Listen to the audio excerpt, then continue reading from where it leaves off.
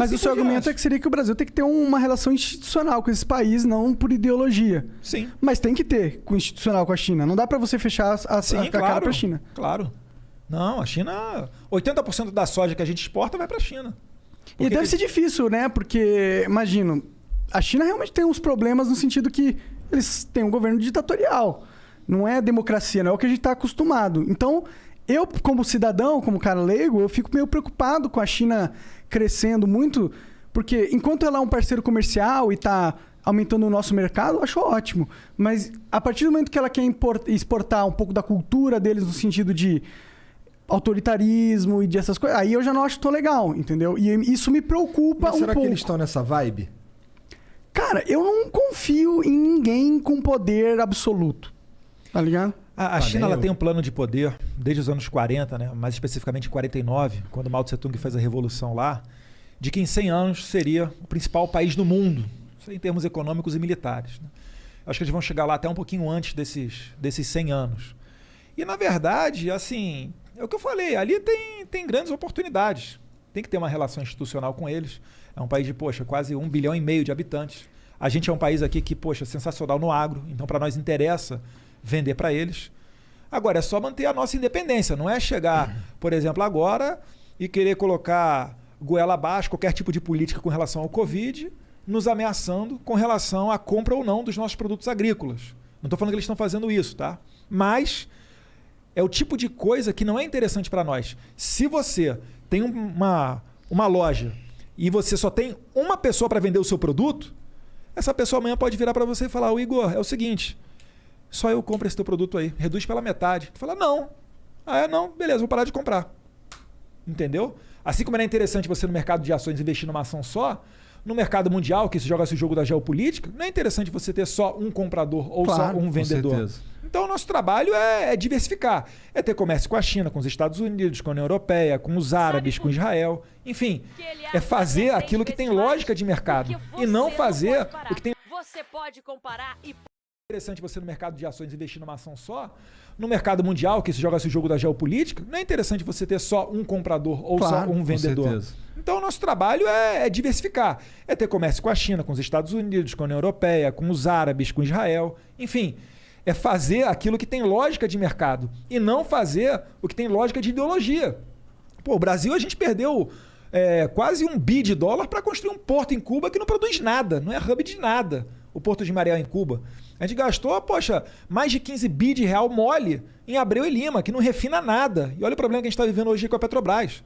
A gente é dependente do refino internacional. É por isso que tem essa questão toda.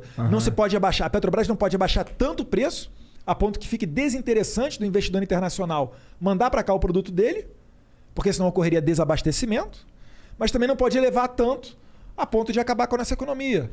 Então são questões sensíveis que estão jogadas todos os dias. E tá rolando uma treta nesse sentido agora, nesse exato momento, né? Sim. O Bolsonaro deu a declaração dele, 100 bilhões de dólares. Dólares ou reais? Reais, né? Não sei. Bom, 100 bilhões de algum dinheiro aí muito... De Bitcoin.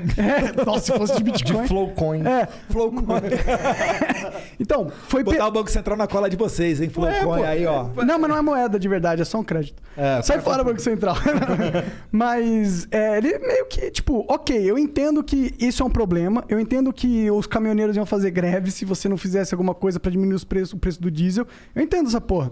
Mas o como você faz também é muito importante. Né? E eu sinto que o Bolsonaro ele não tem muita maleabilidade nesse sentido, porque teria milhares de formas de fazer o que ele fez. Existem várias que não acarretam na Petrobras perder 100 bilhões de valor de mercado do dia para a noite, entendeu? Será que não existia? Será que às vezes ele não toma uma atitude que para ele parece mais fácil, mas é porque ele não enxerga outras soluções, porque ele não é capaz? Esse bagulho da Petrobras foi um bagulho tão doido que o nosso corretor, que toma conta da merrequinha que a gente bota na bolsa, mandou de manhã uma mensagem com mané, aí, ó, o bagulho da Petrobras é interessante. Ele te mandou também. Falou, é hora de entrar. Inclusive, já entrei com uma grana. Mas... Agora tá baixo, compra agora, cara. Quando o Lula e Silva assumir, tenho certeza, cara, ele vai colocar para bombar. Pelo seguinte, outra coisa, o mandato é de 2 anos, estava prestes a acabar. O que eu fiquei sabendo, é bom tomar cuidado com as palavras, tá vendo? Ó? É que poderia ter sido dado, nesse momento agora, esse último reajuste, um reajuste abaixo E parece que, só de birra, o presidente da Petrobras deu um ajuste a maior do que seria necessário. Por que o presidente da Petrobras está agindo como uma criança? Boa pergunta. Chamar ele aqui no Flow. Seria ótimo, pode vir. Ele não é um cara incompetente. Agora, o presidente é uma pessoa totalmente aberta. Outra coisa, o presidente lidar com os caminhoneiros. Parece que o presidente da Petrobras não. Então, assim, tudo que faz sentido, se você apresentar para o Jair Bolsonaro e explicar para ele, e ele é extremamente inteligente, ele vai adotar. Ele fala, eu não entendo nada de economia. O Paulo Guedes senta lá, explica isso, isso e isso. A gente está tendo o governo mais liberal de décadas. Agora, não se dá Mas é que olha a competição também do cara, né, mano? Mas brasileiro é que elegia. Não, tudo bem, eu entendo, mas tipo, ok, ele tá sendo muito liberal, mas ele poderia ter sido bem mais, tá ligado? Isso que eu tô falando. Eu gostaria que ele tivesse Eu gostaria de ter privatizado um monte de coisa já. Por que não, em vez de trocar a porra do presidente, por que não tira o monopólio da parada? Porque o problema é o monopólio da Petrobras, não é? Também. Então por que você vai atacar um sintoma em vez de atacar o problema de verdade, tá ligado? A doença de verdade. Tinha medida provisória caducando na Câmara porque o Rodrigo Maia não aprovava. Você acha que ele ia realmente deixar a gente marcar um gol com privatização? Então é a Câmara que tá bloqueando. Agora a gente tem um horizonte muito melhor. Você vê só, já estamos falando em privatização da Eletrobras. Poxa, isso aí, tempo do Rodrigo Maia, esquece. Não tinha como. Por que o Rodrigo Maia fica de birra com vocês? Por que ele é o inimigo político de vocês? Tão forte, ferrenho? Porque talvez o que ele queria, a gente não deu para ele. Ele estava acostumado com outro tipo de negociação e a gente não estava permitindo. Será que é só isso? Pergunta para ele. Porque tá rolando umas negociações no governo Bolsonaro, né? Sim, algum diálogo tem que ter. Ora, é o Congresso Nacional. Não, eu entendo assim que é institucional, de certa forma. Mas... Antes reclamavam que ele não tinha governabilidade, que ele não conversava com o centro. Agora tá conversando com o centro, etc. Então falando, tá se...